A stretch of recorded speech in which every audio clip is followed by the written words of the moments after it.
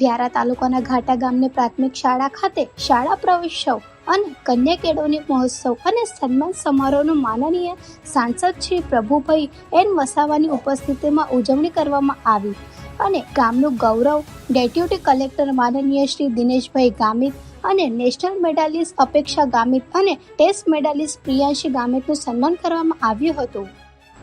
તાપીમાં શાળા પ્રવેશોત્સવ શરૂ. રાજ્યમંત્રીના ઉપસ્થિતિમાં બાજીપુરામાં ભૂલકાઓનું સ્વાગત. આ પ્રસંગે શાળાના તેજસ્વી વિદ્યાર્થીઓએ તેમજ વર્ષ દરમિયાન સૌથી વધુ હાજરી ધરાવતા વિદ્યાર્થીઓનું મંત્રીના હસ્તે પ્રશસ્તિ પત્ર અને મેડલ એનાયત કરી પ્રોત્સાહિત કરવામાં આવ્યા. આગામી મોહરમ પર્વની શાંતિપૂર્વક ઉજવણી ઉદ્દેશ સાથે સોનગઢ પોલીસ સ્ટેશન ખાતે શાંતિ સમિતિની એક બેઠક યોજાઈ હતી. પોલીસ અધિકારીઓએ નગરની વિવિધ મસ્જિદોમાં પ્રમુખો, આગેવાનો અને વડીલો સાથે ચર્ચા કરી. ગુજરાત આપણા કદાવત નેતા ચૈતર વસાવાને લઈને વન વિભાગની જમીન સંબંધિત વર્ષો જૂના કેસોમાં રાજપીપળા સેશન્સ કોર્ટ એક મહત્વનો ચુકાદો આપ્યો છે. કોર્ટ આમ આદમી પાર્ટીના ધારાસભ્ય ચૈતર વસાવા તેમજ તેમની પત્ની સહિત કુલ 9 આરોપીઓએ આ કેસમાં દોષિત જાહેર કર્યા છે.